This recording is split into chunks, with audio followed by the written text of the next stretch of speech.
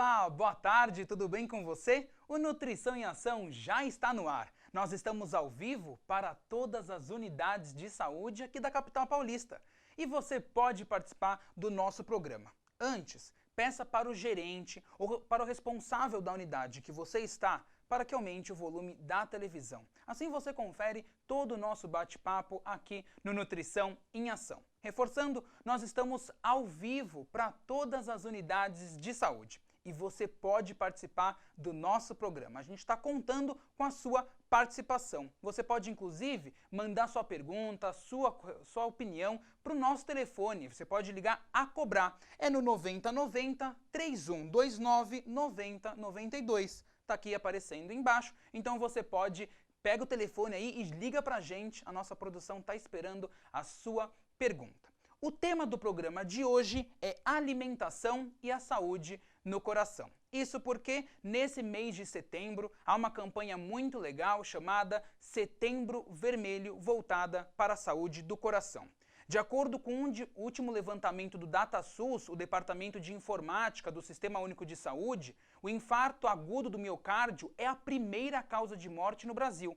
Por ano, o país registra cerca de 100 mil óbitos devido à doença. Só que no estado de São Paulo, mais de 1.300 pessoas morreram de infarto do miocárdio entre janeiro e março desse ano. Não é à toa que eles então lançaram nesse mês uma campanha chamada Setembro Vermelho, para alertar a população sobre a saúde do coração. Ontem, no dia 29, inclusive, foi celebrado o Dia Mundial do Coração. É claro que os cuidados com esse órgão tão importante não devem ser restritos somente a esse mês, mas sim a todos os outros do ano, sempre, por toda a nossa vida. É por isso que a gente está fazendo esse programa especial Nutrição em Ação ao vivo para você conversar com a gente também sobre esse tema tão importante. Eu separei algumas telas para a gente conversar um pouquinho sobre esse tema.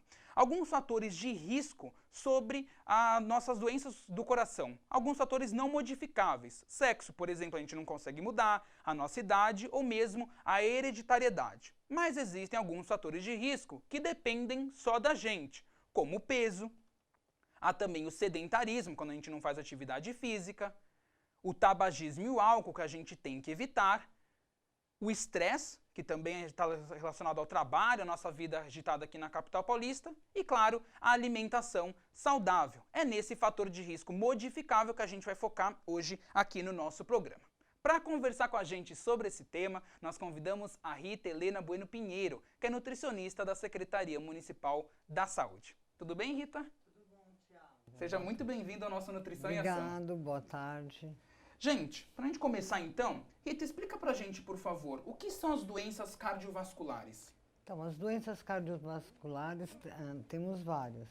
São aquelas que acometem o coração diretamente. Pode ser as doenças coronarianas, a gente tem o infarto agudo do miocárdio, como você falou, que é uma dessas doenças. São as doenças que acometem o coração e elas fazem parte do aparelho circulatório.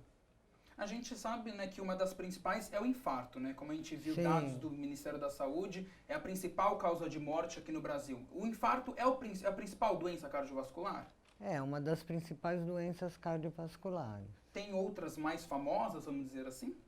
Olha, tem algumas que são feitas pelo problema do coração que acaba afetando, como os AVCs, por exemplo, que tudo tem a ver com a circulação sanguínea, né? Quando você tem um comprometimento da circulação do sangue, principalmente na parte periférica, onde as veinhas são mais fininhas, acaba comprometendo todo o sistema circulatório e vão dando essas isquemias, que é como se rompesse esses vasos. E quem faz esse papel de levar o sangue é o coração que bomba o sangue para todo o nosso corpo. Então, quando ele está comprometido, ele acaba comprometendo outras partes do nosso corpo porque ele não está trabalhando de uma forma 100%, diria. E tem a questão também da circulação, como você disse, das veias. Se elas estão com um pouquinho mais de gordura, como no caso do colesterol, complica, não é? Isso. A veia é um tubinho e a gente chama aqui ela tem um calibre e quando esse calibre está ou endurecido por conta de acúmulo de gordura, então é como se a gente tivesse um cano entupido. E aí você abre assim a torneira da água e não consegue, então vai fazendo pressão, pressão cada vez mais para poder o sangue passar e acaba ocorrendo essas doenças. Então, as pessoas que têm colesterol alto são propensas a desenvolver doenças cardiovasculares, por exemplo. Com certeza, não só as que têm colesterol alto, mas também as que têm a pressão alta. Pressão alta é um dos fatores de risco que mais compromete a saúde do coração. E ela é comprometida com o tipo de vida, os hábitos de vida. E um deles é uma alimentação saudável e adequada, né? Tem outros fatores, como você mesmo falou, que é o sedentarismo, o uso abusivo do álcool, o tabagismo. Com certeza. Como a gente sabe, gente, que o colesterol é um fator do nosso corpo que é silencioso. Ele não dá algum sinal. Sim. A gente só consegue identificar esse índice alto por causa de exames e passando por consultas regulares. Então, não deixe de passar uma consulta com o seu clínico aí na unidade básica de saúde, onde você está nos assistindo. Reforço que nós estamos ao vivo para todas as unidades de saúde e você pode participar aqui do nosso Nutrição em Ação. É só você ligar no 9090 3129 9092. Nós estamos esperando a sua pergunta. A gente continua aqui no nosso Nutrição em Ação. Rita, a gente falou que aquelas pessoas que têm um colesterol alto, mas e os diabéticos? Eles são mais propensos às doenças cardiovasculares? Sim, os diabéticos são mais propensos justamente por isso, porque eles já têm uma circulação sanguínea periférica comprometida pelo próprio diabetes. Então, eles são um dos candidatos, diríamos assim, a ter uma doença cardiovascular. E a gente já recebeu a nossa primeira pergunta do José Antônio, que ele é usuário da UBS 1º de Outubro, que fica em Guaianazes, na Zona Leste. Ele quer saber, Rita, ele sofreu um infarto recentemente, ele quer saber se precisa de alguma dieta especial a partir de agora. Então, José Antônio, precisa sim, não só porque você sofreu um infarto. A gente já deveria ter uma dieta, né? Eu diria uma alimentação adequada para prevenção desse. Mas quando já ocorre o infarto, então você tem que seguir as orientações do seu médico cardiologista em relação a remédio, a outros fatores de cuidado, né?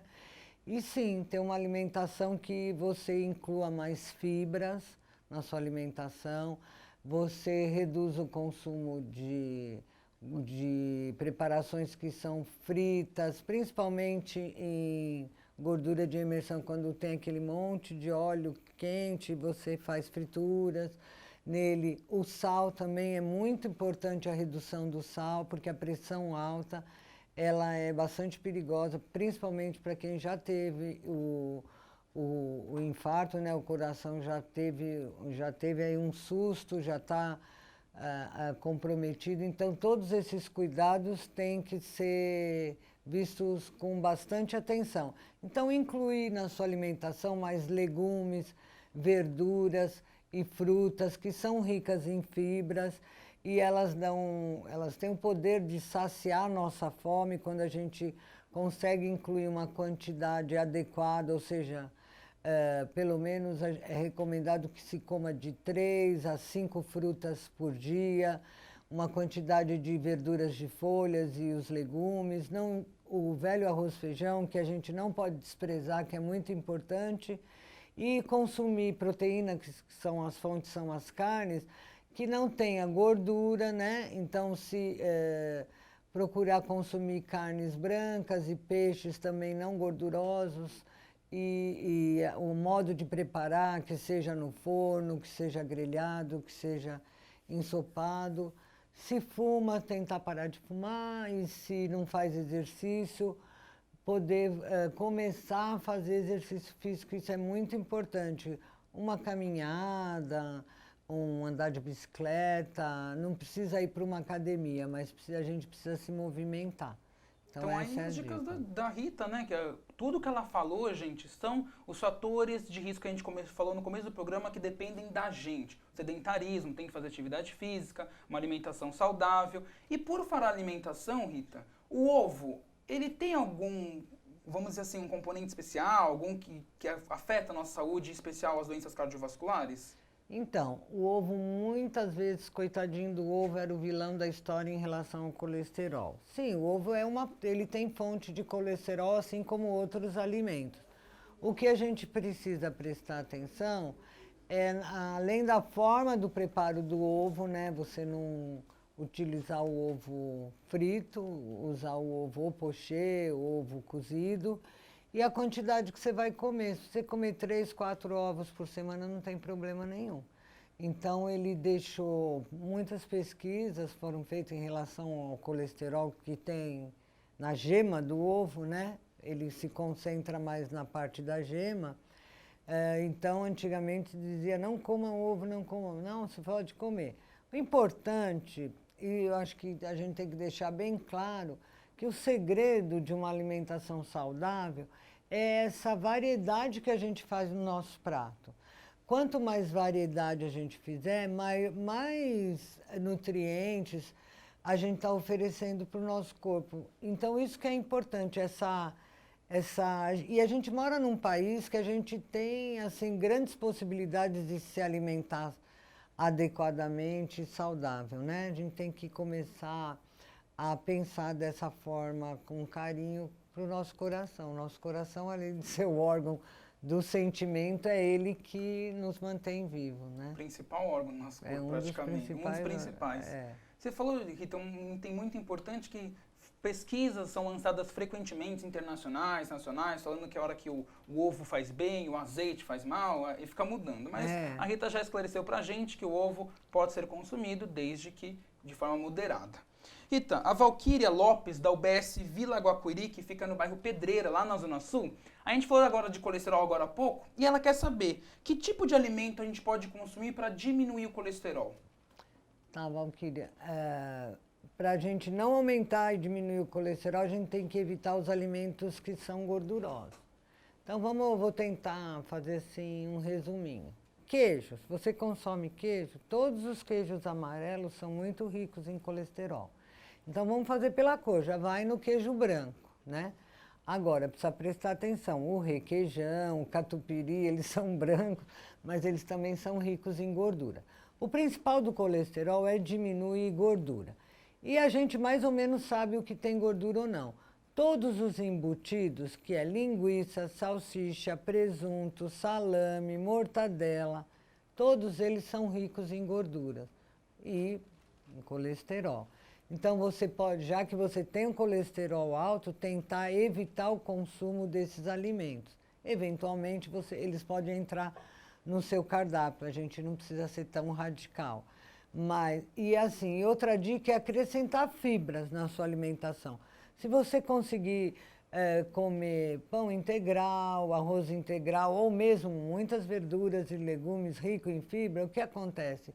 Elas conseguem carregar essas moléculas de gordura para fora do seu organismo, através da evacuação e tal. Então, é muito importante que a gente aumente o consumo de fibras e diminua o consumo de alimentos ricos em gorduras, principalmente os alimentos ultraprocessados ou processados. O que são esses alimentos ultraprocessados ou processados? São os alimentos que sofreram algum acréscimo na fabricação deles. Os ultraprocessados, eu particularmente, Tiago, eu nem acho que eles são os alimentos, eu acho que eles são produtos alimentícios, porque eles são fabricados na indústria. Então, eles são muito ricos em gorduras, em açúcares e em sal. Então, eles são os alimentos de alto risco para o colesterol e, consequentemente, para as doenças cardiovasculares. Então, já diminuindo o consumo desses alimentos, que a gente compra nas prateleiras dos supermercados, a gente já faz um grande ganho para a nossa saúde. Incluindo as fibras, você ganhou mais saúde ainda. Então, são pequenas dicas. Se você consome, tem o costume de consumir álcool, dá uma reduzida na quantidade de álcool. Se você fuma, vai procurar um programa que tem disponível na prefeitura, nos CAPs, que é o programa do tabagismo, tenta fazer esse esforço para parar de fumar. Então, todas essas dicas ajudam a melhorar nossa saúde e o colesterol. E melhor, né, Rita? Que são dicas que a gente consegue colocar em prática Sim, na nossa casa. Só depende da gente. Com certeza. Né? Você que tiver alguma dúvida, como a Rita falou, você pode procurar os profissionais da Unidade Básica de Saúde, dos serviços que você estiver indo assistindo, um nutricionista. Tem um programa recém aqui lançado aqui na Secretaria Municipal da Saúde, o Saúde Muito Além da Mesa, que também é fundamental para reduzir a obesidade também aqui na capital paulista. Aproveitando essa pergunta da Valquíria, Rita, as proteínas ajudam a diminuir o colesterol? O consumo de proteínas? Não, o consumo de proteínas não ajuda a diminuir o colesterol. O que acontece? Quais são as fontes de proteínas que a gente tem? As fontes animal, que são as fontes mais ricas, que o corpo aproveita melhor, e as proteínas vegetais. As vegetais vêm da soja, vêm do feijão, vêm da lentilha, vêm da ervilha, né? Animal vem do leite, dos seus derivados, queijo, vem do ovo, da carne de frango, da carne de peixe, da carne de porco, da carne bovina. Então, a proteína, ela é muito importante na composição do nosso cardápio, porque elas são responsáveis pela estrutura celular. Então, quando você se machuca e faz um machucado, quando cresce a pele, toda essa reconstrução celular é o papel das proteínas. Então, o que interfere no colesterol é a gordura que algumas fontes proteicas têm. Por exemplo, a carne bovina, ela é mais rica em colesterol do que a carne de frango, a carne branca ou a carne de peixe. Então, acho que a gente pode, é o que eu te falei, a variedade é o que é o segredo do nosso prato. Então, em vez de comer todo dia carne bovina, vamos tentar variar. Né? Se uma pessoa comeu 2 vezes, por exemplo, 2 conchas de feijão num dia, ela não precisa nem comer carne. Então, dá para você fazer todo esse balanço. Agora, quando você tem um problema mais sério em relação ao coração, mesmo ao colesterol, é interessante você procurar, né, as unidades básicas que têm esse serviço e tá orientando você assim de uma forma mais pessoal, olhando assim aquele seu problema. Mas, da forma geral, essas dicas funcionam bastante. Com certeza. A gente recebeu, Rita, mais uma pergunta da Adriana Silva, da UBS Parque da Lapa, no bairro Vila Leopoldina. Antes de a gente falar a pergunta, queria convidar novamente você. Faça como a Adriana. Mande a sua pergunta aqui para o nosso Nutrição em Ação. Nós estamos ao vivo para todas as unidades de saúde. E é muito fácil. É só você pegar o seu celular, o seu telefone e ligar a cobrar para a gente. Um telefone que está aparecendo aqui embaixo, ó, 9090-3129-9092. A gente está esperando a sua pergunta. A pergunta da Adriana, Rita, é que ela comentou com a gente que não come nenhum tipo de legumes e salada. Ela quer saber se ela corre risco de ter problema de saúde no futuro. Bom, Adriana, não posso prometer para você que você vai ficar doente, né? Seria muita pretensão minha. Mas os legumes e as verduras de folhas, elas são as nossas fontes de vitaminas e sais minerais. Não tem outra. As frutas, legumes e verduras, elas são ricas em minerais e vitaminas. Então, veja bem, se você não come nada desse tipo de alimento, você vai ficar com déficit, vai faltar alguma coisa aí na sua alimentação. E fora, além desse déficit, você não vai ter muita fibra. E a fibra, sim, a falta de fibra é que vai comprometer, sim, a sua saúde. A gente toca muito nessa questão da fibra. Existe até muitas pesquisas que vê que a gente consome muito pouca fibra, né? E a gente tem isso, é muito disponível nas feiras livres, né? Não precisa comprar nada de farmácia, nem lojas de produtos naturais. Essas fibras são boas, esses grãos também.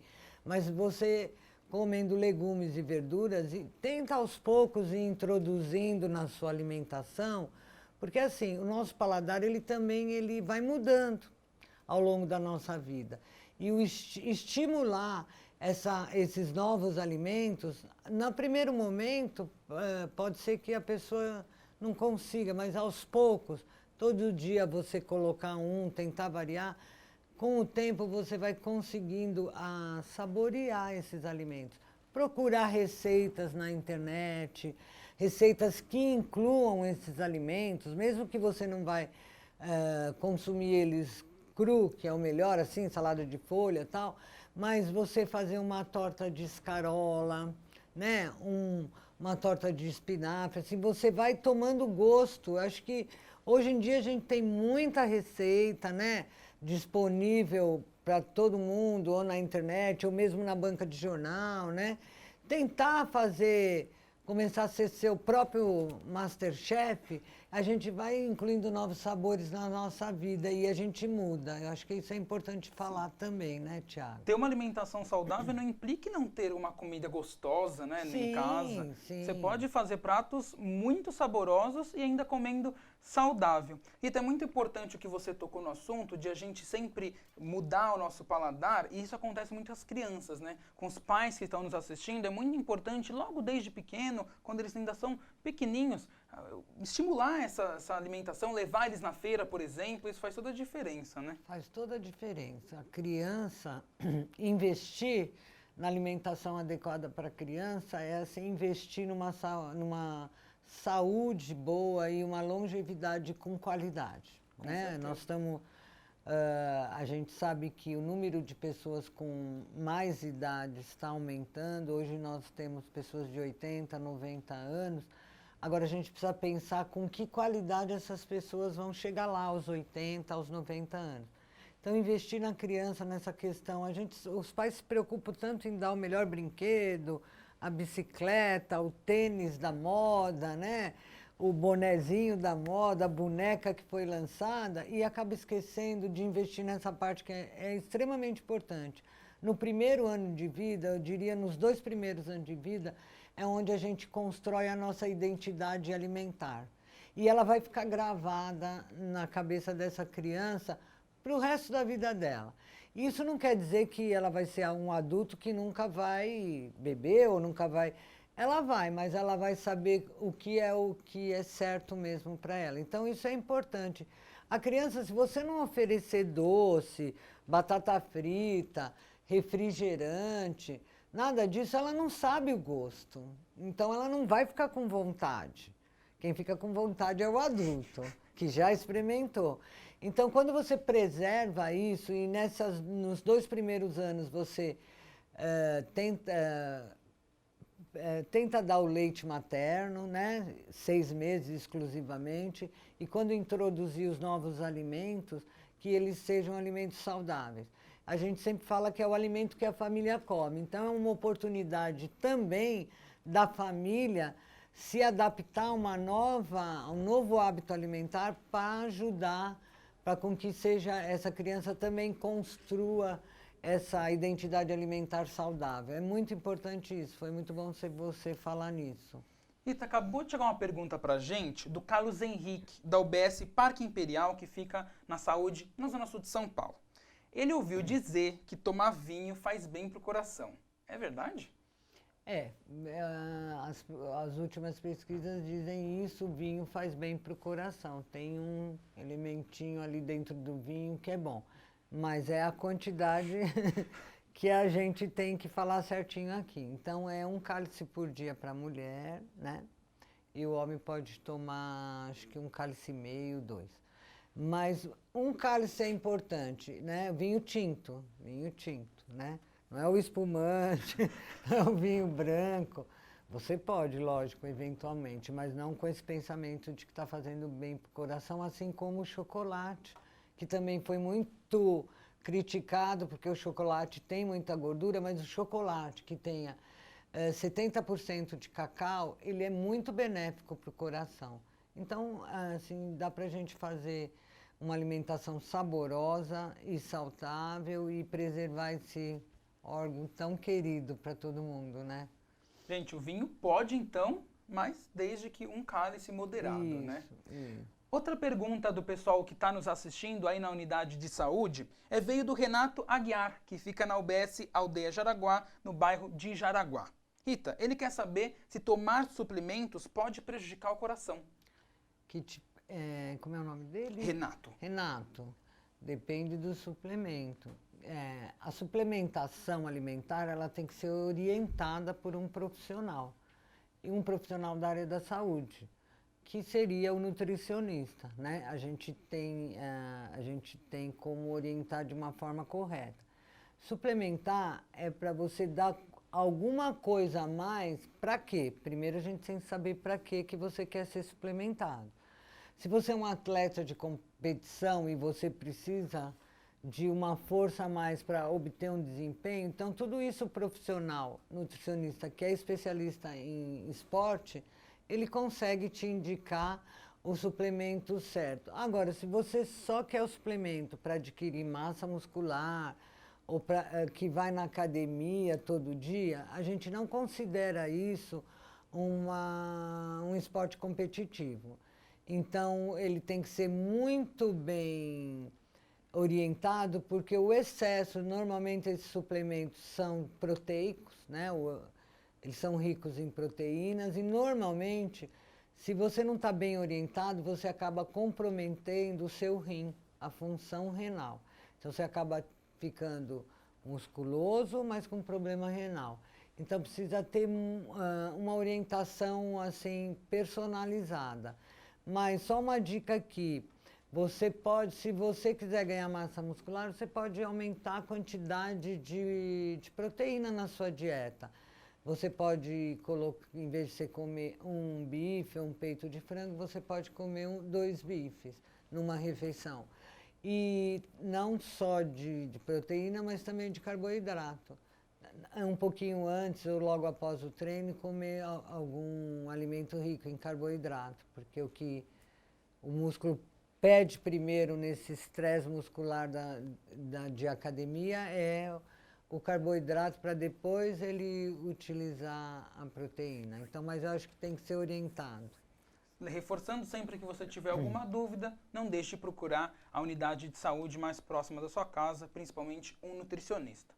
Gente, infelizmente, o nosso Nutrição em Ação está acabando. Hoje a gente falou sobre a alimentação e a saúde do coração, especialmente porque esse mês de setembro é o Setembro Vermelho, voltado a uma campanha para a saúde do nosso coração, porque ontem também foi o Dia Mundial do Coração. Rita, eu gostaria de agradecer muito a sua presença aqui no nosso estúdio para conversar um pouquinho com a gente e o pessoal que está nos assistindo sobre esse tema tão importante. Obrigado. Quarta-feira que vem tem mais, Com certeza, isso que eu ia reforçar. Se você não conseguiu mandar sua pergunta, mas tem alguma dúvida sobre nutrição, na semana que vem o Nutrição está de volta aqui na Rede São Paulo Saudável, ao vivo, a partir das 2 horas da tarde. E a gente, claro, conta com a sua participação. Se você também quiser rever outros programas da Rede São Paulo Saudável, você pode acessar o nosso canal no YouTube, que é o youtube.com/RedeSP-Saudável. Lá você encontra reportagens, programas, campanhas, tudo voltado para a sua